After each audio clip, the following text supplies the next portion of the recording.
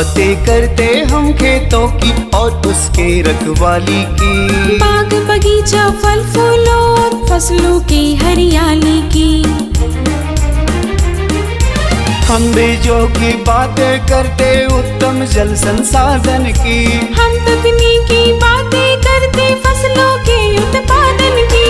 हर किसान का सपना सच हो जीवन सुखद बनाने को, गाँव-गाँव के हर आंगन का प्यारा सा ये दर्शन। कृषि दर्शन, कृषि दर्शन, कृषि दर्शन, कृषि दर्शन, कृषि दर्शन, कृषि दर्शन, कृषि दर्शन, कृषि दर्शन। कृषि दर्शन कार्यक्रम में आप सभी किसान भाई बहनों का तहे दिल से स्वागत है। रूपा भोजी का जोहार, नमस्कार। तो चलिए आपको लिए चलते हैं कृषि समाचार की ओर, जहां मिलेगी आपको कृषि से संबंधित कई जानकारियां। नमस्कार, कृषि समाचार में आपका स्वागत है। मैं हूं पूनम आनंद। आइए देखते हैं आज कृषि समाचार में क्या है खास। बागवानी खेती की उन्नति के लिए एकीकृत बागवानी विकास मिशन योजना, खेती में यंत्रों के उपयोग को बढ़ावा देने के लिए कृषि यंत्रीकरण प्रोत्साहन योजना, नींबू के बेहतर उत्पादन के लिए लगाएं उन्नत प्रभेद पूर्वी। अब समाचार विस्तार से। राज्य में बागवानी खेती की उन्नति के लिए एकीकृत बागवानी विकास मिशन योजना चलाई जा रही है। इस योजना के तहत झारखंड के 17 जिलों में गैर परियोजना आधारित कार्य अवयव उपलब्ध कराए जाएंगे। इन 17 जिलों में रांची, खूंटी, हजारीबाग, रामगढ़, चतरा, पलामू, लातेहार, लोहरदगा, सरायकेला, देवघर, दुमका, पाकुड़, जामताड़ा, पूर्वी और पश्चिमी सिंहभूम, गुमला और सिमडेगा शामिल है। इन जिलों में green house, shade net house, power tiller, tractor, plastic mulching के साधन, नैपसेक स्प्रेयर और लाइट ट्रैप जैसे कार्य अवयव उपलब्ध कराए जाएंगे। लाभ लेने के लिए राज्य बागवानी मिशन कार्यालय रांची से संपर्क कर सकते हैं। राज्य के कई जिलों में कृषि यंत्रीकरण प्रोत्साहन योजना के तहत कृषि उपकरण बैंकों की स्थापना किया जाना है। इन कृषि उपकरण बैंकों के लिए कृषि उपकरण, mini tractor, reaper, rotavator, cultivator, pump set जैसे यंत्रों की खरीदारी के लिए 80% अनुदान दिया जाएगा। इस योजना से लाभ लेने के लिए स्वयं सहायता समूह, लैंप्स और पैक्स आवेदन दे सकते हैं। आवेदन के लिए जिला भूमि संरक्षण कार्यालय से संपर्क किया जा सकता है। किसान भाइयों, हर आने वाले वर्षों में गर्मी शुरू होने से पहले ही सिंचाई के लिए पानी की समस्या बढ़ती जा रही है। ऐसे में कम पानी में पर्याप्त सिंचाई के लिए ड्रिप इरिगेशन अपनाएं। इससे 50 से 60% पानी की बचत होगी, 90% से अधिक पानी का पूरा उपयोग होगा और उपज में भी बढ़ोतरी होगी। जैसे किसान भाई जनवरी फरवरी से ही किसानों को पानी की समस्या शुरू हो जाती है और झारखंड में सबसे बड़ी जो किसानों के पास जो चैलेंज है, समस्या है, वो सब्जी खेती या जो भी व्यावसायिक खेती कर रहे हैं उद्यानिकी फसलों की, उसमें पानी का प्रबंधन वो अभी नहीं कर पा रहे हैं। जो भी पानी है उसका उचित प्रबंधन बहुत ही ज़रूरी है। इस परिप्रेक्ष्य में जो ड्रिप इरिगेशन, जैसे टपक सिंचाई के नाम से भी जानते हैं, टपक सिंचाई में जो फ़ायदे हैं किसानों को जानने की ज़रूरत है। जैसे इसमें पानी की बचत 50 से 60% होती है। पानी की वाटर यूज इफ़िशियंसी, उपयोग दक्षता है, वो 90 से 95% तक करते हैं। इसमें लेबर और जो वीड्स की समस्या है, लेबर को भी कम खर्च आता है और वीड्स भी बहुत कंट्रोल होता है, नगण्य होता है। तो इस तरह से अगर हम ड्रिप इरिगेशन में जाते हैं, जो सरकार की योजना भी है, सिंचाई परंपरागत कृषि सिंचाई योजना जो भारत सरकार की योजना है, उसमें किसानों को 90% सब्सिडी में ड्रिप इरिगेशन और 10% जो किसानों का शेयर है उसका उपयोग करके ज़्यादा से ज़्यादा ड्रिप इरिगेशन अपना के व्यावसायिक फसलों की खेती करके आमदनी को बढ़ा सकते हैं। राज्य के जो किसान नींबू की बागवानी करना चाहते हैं, वे मई और जून महीने में गड्ढा खोदने और पौधा लगाने का काम पूरा कर लें। नींबू के बेहतर उत्पादन के लिए उन्नत प्रभेद नेपाली, पूर्वी या कागजी कलान लगाएं। किसान भाइयों, नींबू की बागवानी के लिए अच्छी जल निकास वाली दोमट या कंकरीली मिट्टी वाले खेत का चयन करें। पौधा लगाने के लिए 60 सेंटीमीटर लंबा, 60 सेंटीमीटर चौड़ा और 60 सेंटीमीटर गहरा गड्ढा खोदें। पौधा कतारों में लगाएं। इसमें कतारों के बीच 5 मीटर और पौधों के बीच भी 5 मीटर की दूरी रखें। नींबू के बेहतर फलन और बेहतर उत्पादन के लिए उन्नत प्रभेद नेपाली, पूर्वी या कागजी कलान लगाएं। इनकी उत्पादन क्षमता 1500 से 1600 फल प्रति पौधा प्रतिवर्ष है। राज्य के जो किसान वनोत्पाद के रूप में लाह की खेती करते हैं, वे टहनियों से लाह छुड़ाने के लिए कृषि उपकरण लेक शेलर का इस्तेमाल कर सकते हैं। इसकी कार्य क्षमता 50 किलोग्राम प्रतिदिन है। आज हम जानेंगे भिंडी फसल में रासायनिक दवा के बिना कैसे कीट नियंत्रण करें। किसान भाइयों, आप अपने भिंडी फसल लगे खेतों में पक्षियों को बैठने के लिए पक्षी आश्रय स्थल बनाएं। प्रति एकड़ की दर से 5 पक्षी आश्रय स्थल बनाएं। ये पक्षी फसल में लगने वाले कीटों को मारकर खाएंगे। इससे फसल कीट मुक्त रहेगी। और अब एक नज़र राज्य के 5 प्रमुख शहरों के मौसम के मिजाज पर। आज राज्य के 5 प्रमुख नगरों के अधिकतम और न्यूनतम तापमान कुछ इस प्रकार दर्ज किए गए। रांची का अधिकतम तापमान 37 डिग्री सेल्सियस और न्यूनतम 23 डिग्री सेल्सियस।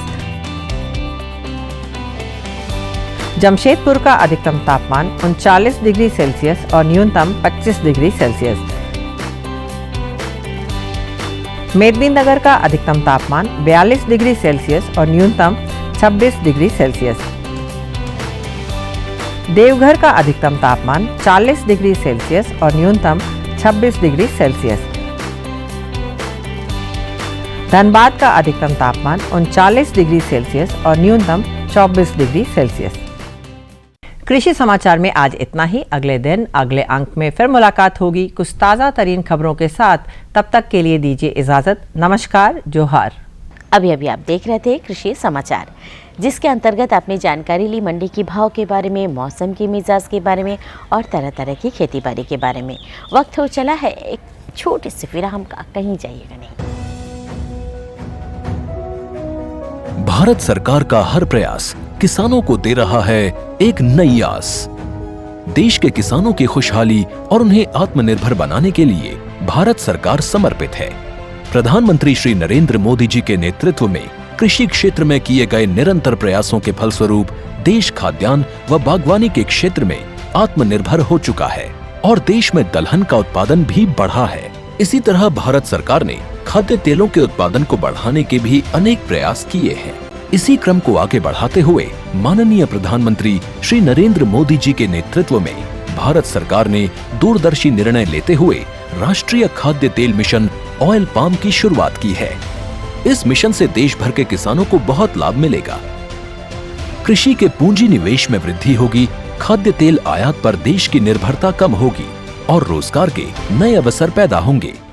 खाने के तेल में आत्मनिर्भरता के लिए अब राष्ट्रीय खाद्य तेल मिशन ऑयल पाम का संकल्प लिया गया है। इससे किसानों को तो सीधा लाभ होगा ही, गरीब और मध्यम वर्ग के परिवारों को सस्ता और अच्छी क्वालिटी का तेल भी मिलेगा। यही नहीं, ये मिशन बड़े स्तर पर रोजगार का निर्माण करेगा।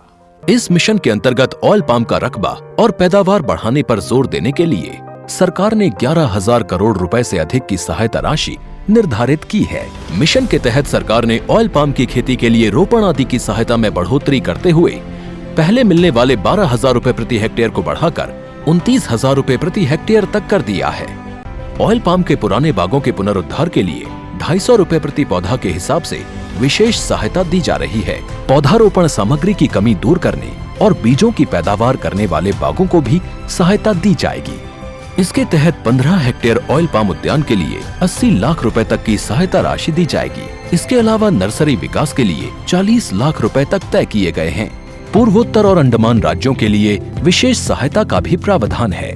ऑयल पाम के किसान ताजे फलों के गुच्छे यानी FFB का उत्पादन करते हैं, जिनकी वर्तमान में कीमतें अंतर्राष्ट्रीय मूल्यों में उतार चढ़ाव के आधार पर तय होती हैं। पहली बार केंद्र सरकार ताजे फलों के गुच्छे की कीमत के लिए किसानों को आश्वासन दे रही है। ये व्यवहार्यता मूल्य यानी VP कहलाएगा, यानी किसानों को कोई घाटा नहीं होने दिया जाएगा। व्यवहार्यता मूल्य VP तय करने की शुरुआत 1 नवंबर से होगी और अगले वर्ष 31 अक्टूबर तक जारी रहेगी। इसे ऑयल पाम वर्ष कहा जाएगा। इस योजना के तहत वर्ष 2025-26 तक ऑयल पाम का रकबा 6.5 लाख हेक्टेयर सृजित करने और कच्चे ऑयल पाम की पैदावार वर्ष 2025-26 तक 11.20 लाख टन पहुंचाने का लक्ष्य निर्धारित किया गया है। सरकार के इस महत्वपूर्ण निर्णय से देश में ऑयल पाम की खेती करने वाले किसानों में विश्वास पैदा होगा और वे खेती का रकबा बढ़ाएंगे। इस तरह पाम ऑयल का उत्पादन भी बढ़ेगा, जिससे किसानों की आय बढ़ेगी और ग्रामीण अर्थव्यवस्था भी सुदृढ़ होगी। तो जानकारी का पिटारा तो खुल ही चुका है। तो चलिए आज की जानकारी के लिए हम आपको लिए चलते हैं हमारे स्टूडियो, जहां पर आपको जानकारी दी जाएगी गर्मियों में सिंचाई प्रबंधन के बारे में। तो आइए लेते हैं जानकारी, चलते हैं स्टूडियो। किसान भाइयों नमस्कार। कृषि दर्शन कार्यक्रम में आप सभी का स्वागत है। किसान भाइयों, पानी के बिना कृषि कार्य संभव नहीं है।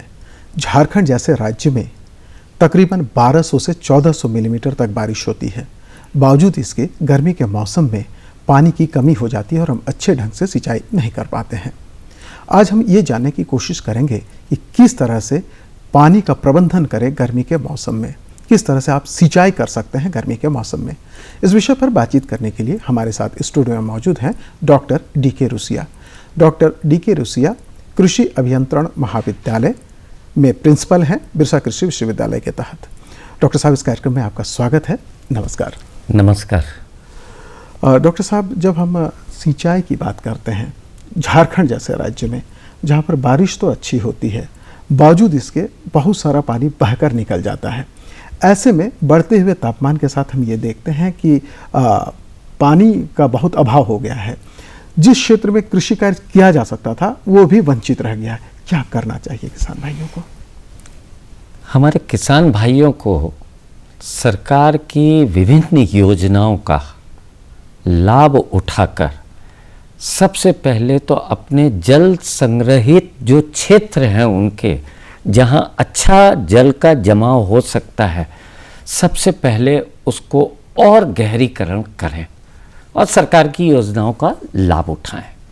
नंबर 2 चीज़ कि पानी देने का जो तरीका है, खास करके मार्च के महीने के बाद से अप्रैल मई जून जो गर्मी का सीजन होता है और गर्मा फसलें जो बहुतायत की मात्रा में लगती हैं और एक बहुत बड़ी आबादी को झारखंड हमारा सब्जी पहुंचाता है। कोई चीज की जानकारी का किसी को अभाव नहीं है। पानी भी लिफ्ट इरिगेशन के माध्यम से जहां भी जल एकत्रित रहता है, नदी नाला पोखर जहां से भी, सब जगह से पानी उठाते हैं। लेकिन 2 चीजें थोड़ा सा गलती करते हैं। पहले कि जो पानी उतनी मेहनत से लिफ्ट करके ऊपर लाए खेत तक, क्योंकि उबड़ खाबड़ टोपोग्राफी है, 1 नंबर जमीन से 3 नंबर तक पानी ले जाना फिर वहां खेती करना आसान बात नहीं है। बिल्कुल। और इतनी कड़ी मेहनत में जहां 39-40 डिग्री और इस साल तो मार्च और अप्रैल में पानी भी नहीं गिरा है और तापक्रम इतना तेजी से बढ़ा है और हमारे यहाँ तो मिट्टी में बालू का प्रतिशत ज्यादा है, तो जो पानी देते हैं वो मिट्टी पहले नीचे सोख लेता है जी। और कुछ वाष्पीकरण होके चला जा रहा है। और ये पहला वर्ष है कि मार्च अप्रैल के महीने में ऊपर वाले का भी कोई योगदान नहीं रहा, बरसात में कोई पानी नहीं दिया, बहुत जरा सी पानी हुआ है। अब देखिए, ये ला के नीचे से डीजल पंप से लाएं या सोलर पंप से ला रहे हैं या जहां बिजली की सप्लाई है बिजली के पंप से ला रहे हैं और ला के खेत में छोड़ देते हैं, ये तरीका अच्छा नहीं है। इसको बहाव पद्धति बोलते हैं और इससे हमारा जो उर्वरक जिन सब्जियों में फलों में हमने दिया वो सारा का सारा बह के दूसरी जगह जाके एकत्रित हो जाता है और वो वहां कहीं ज्यादा हो जाता है और इधर घट गया तो ना तुम बढ़ सकते हो, और ज्यादा जहां मिलता है वहां खाद ज्यादा हो जाने से पौधे के भी खराब होने की संभावना रहती है। तो नंबर 1 सुझाव कि जिन लोगों ने बरसात में, सरकार ने इसमें बहुत ज्यादा मेहनत की है और कर भी रही है और आम पब्लिक भी कर रही है और दृष्टिकोण आम जनता का बदला भी है हमारे किसान भाइयों का कि फलदार वृक्ष हमको होना चाहिए। सरकारी तंत्र में आम नागरिकों को पेंशन मिलती है, लेकिन बुढ़ापे में किसानों को क्या मिलता है, पेंशन क्या मिलेगी? तो जो फलदार वृक्ष होते हैं वही उसका एक आधार सहारा उसका बनता है कि जब पैर लड़खड़ा जाते हैं तो वैसे वृक्षों को उसने आम लगाए या अमरूद लगाया या लीची लगाया या कटहल लगाया, जो पिछले ये गई बरसात में लगा दिया। अब ये पहली सीजन है, उसकी जड़ नीचे तक भी नहीं पहुंची है, पौधा तैयार भी नहीं हुआ है। वैसी स्थिति में जल का प्रबंधन बहुत महत्वपूर्ण हो जाता है। बिल्कुल। तो सबसे पहले हम डॉक्टर साहब ये जानना चाहेंगे कि आपने कहा कि फलदार वृक्ष लगाना चाहिए जो दीर्घकालिक लाभ उनको देगा जी। तो ऐसी स्थिति में जो फलदार वृक्ष लगा चुके हैं, जो पिछले साल या उससे पहले ये अभी जो पिछले साल 2 लगाए से हैं। 3 साल तक हमको उनकी परवरिश करना बहुत अच्छे से जी, परवरिश के जो अन्य तरीके हैं वो तो अलग बात है, लेकिन हम चूंकि आज पानी के प्रबंधन की बात कर रहे हैं, तो किस तरह से पानी का प्रबंधन तो देखिए, बरसात में हम लोग क्या करते हैं, पेड़ की मिट्टी की ऊपर हम लोग, पेड़ जहां लगता है वहां हम लोग ऐसा कर देते हैं, पहाड़ी नुमा उठाव कर देते हैं ताकि उसमें पानी जमा ना हो। और गर्मी के समय में हम लोग थाला का शेप ऐसा दे देते हैं ताकि पानी वहां जो दें तो सीधे जड़ तक पहुंचे, मुख्य जड़ तक। और दूसरी जो भोजन लेने वाली जड़ निर्मित हो गई हैं, तैयार होती जा रही हैं। जब हमने गड्ढा खोदा था तो 2 से 3 फीट चौड़ा और 2 फीट गहरा खोदा था और उसमें कंपोस्ट डाली थी, मिट्टी को हल्का रखा था, ढीला रखा था ताकि जो पानी दें वो जड़ के इर्द गिर्द रहे। तो वैसी स्थिति में हमको अभी इस थाले के ऊपर पानी देने के साथ साथ भूसे की मात्रा को वहां दे देना चाहिए ताकि हमारी नमी अधिक दिन तक किसान भाइयों बनी रहे, वाष्पीकरण से बचा न होके जाए। इसके 2 रास्ते, पानी या तो हम बाल्टी और बकेट से दे सकते हैं या हमारे पास 1 इंच या 1.25 इंची की पाइपलाइन है, उससे प्रति पौधे के पास दे सकते हैं। अगर पौधा हमारा इतना बड़ा हुआ है तो हमारा 3 लीटर में भी काम चल जाएगा 3 दिन तक। और नमी देखते रहे, अगर नमी है तो हमको प्रतिदिन देने की आवश्यकता नहीं है, हर 2 से 3 दिन में भी देंगे तो हमारा काम होगा। और नहीं, अगर हमारे पास टपक सिंचाई अगर है, अगर उसके माध्यम से देंगे तो धीरे धीरे रिस कर हमारा पानी उसकी जड़ तक पहुंचाता रहेगा। हमको देखते रहना होगा कि अतिरिक्त पानी तो नहीं दे रहे हैं जो बर्बादी का कारण बने। ये हुए हमारे जितने भी हमारे फलदार वृक्ष हैं, उन सबों के लिए अगर नींबू लगा रहे हैं, संतरा लगा रहे हैं, पपीता लगा रहे हैं, आम लगा रहे हैं, लीची लगा रहे हैं, कतार में लगाए हैं तो कतार में आप उस प्रकार से छोड़ें।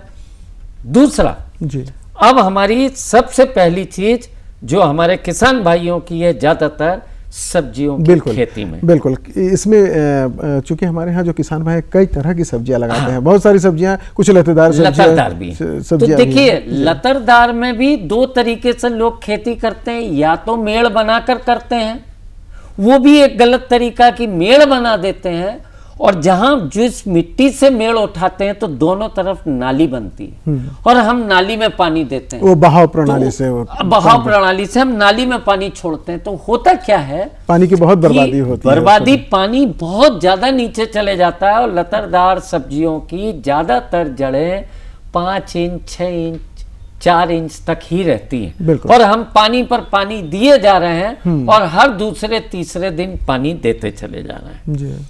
अब देखिए, अगर यही चीज अगर हम उसमें टपक सिंचाई के माध्यम से दें, या हम इन नाली को ऊपर बनाएं और लतरदार सब्जी को नीचे से दें, तो हमारी सब्जियों को मिनिमम पानी में काम हो जाएगा और हमारी चीजें, हमारा पानी बर्बाद नहीं होगा। दूसरा तरीका करते हैं ये लोग, जैसे एक लतर से दूसरे लतर की दूरी, या लौकी लतर है, निनुआ है, झिंगी है, अगर 1.5 मीटर 2 मीटर तक जाती है तो लोग क्या करते हैं, एक थाला से दूसरे थाला की दूरी 4 मीटर पर रखते हैं और एक थाला बनाते हैं अच्छे से कंपोस्ट देके, उसकी मिट्टी में ढीला करके जी। वैसी स्थिति में हमको लगाने के साथ साथ हम 2 काम कर सकते हैं, या तो उसमें एक प्लास्टिक का मल्च दे दें और केवल उसी जगह पे पानी दें, और हमको पूरे खेत में पानी को दे के घास बढ़ाने की जरूरत नहीं है। हम केवल उतनी जगह दें।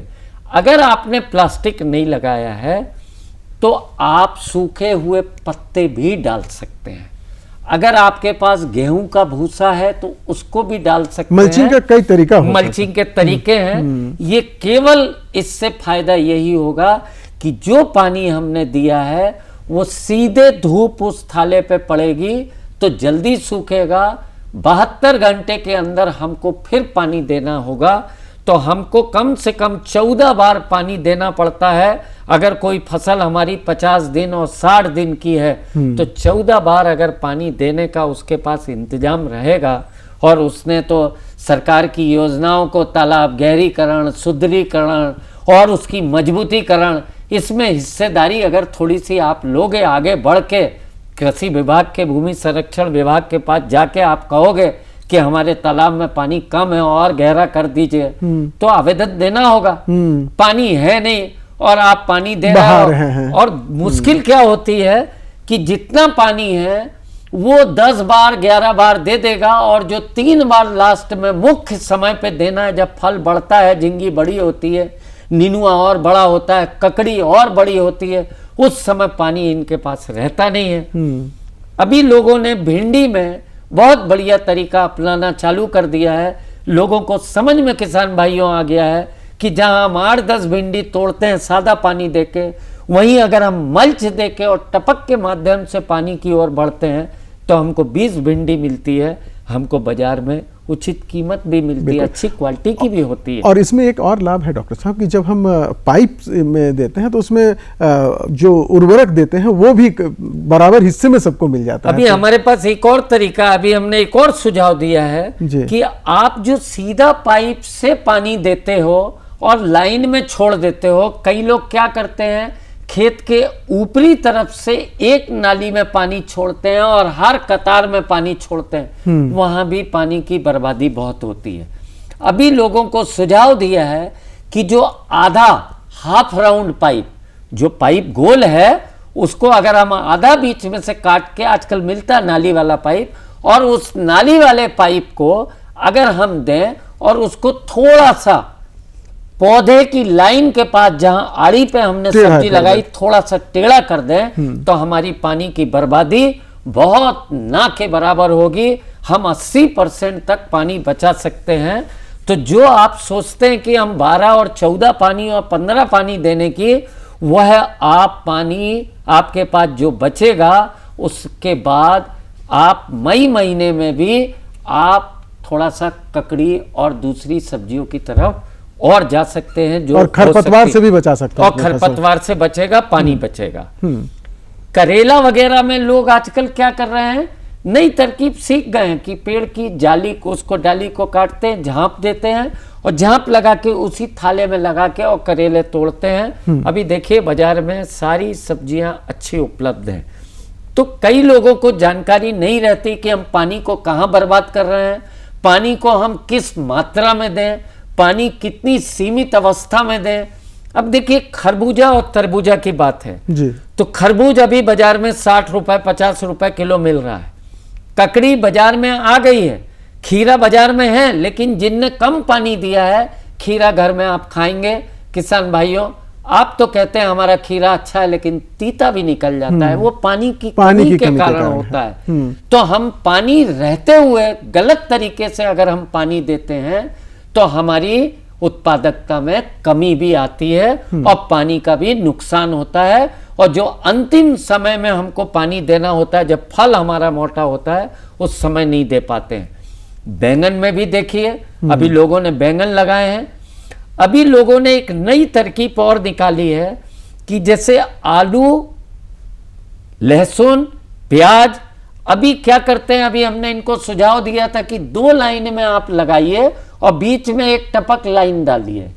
अभी लोगों ने क्या किया है कि उसी मेड़ पर बैंगन की 2 लाइन लगाई है और बीच में एक छोटी सी 2 इंच की एक नाली बीच में कोड़ दी है और पानी उसमें देते हैं ताकि वो 6 इंच ऊंची मेड़ पूरी भीग जाती है और पानी रोक देते हैं। इससे हमारा बचत बहुत ज्यादा होता है। बिल्कुल। अभी एक और चीज आ रही है कि बाजार में देखिए कि कई बार हमारा पानी ज़्यादा देने के कारण जी बहुत ज़्यादा हमारे किसान भाइयों के पास बर्बादी दिखती है। बिल्कुल बिल्कुल। तो किसान भाइयों, अगर आप गर्मी के मौसम में खेती कर रहे हैं तो पानी की बचत कीजिए, फसल अच्छी होगी और साथ ही साथ आपको अच्छा मुनाफा भी मिलेगा। डॉक्टर साहब, आप हमारे कार्यक्रम में इसके लिए आपका बहुत बहुत धन्यवाद। किसान भाइयों, आपसे भी चाहेंगे इजाज़त। नमस्कार। नमस्कार।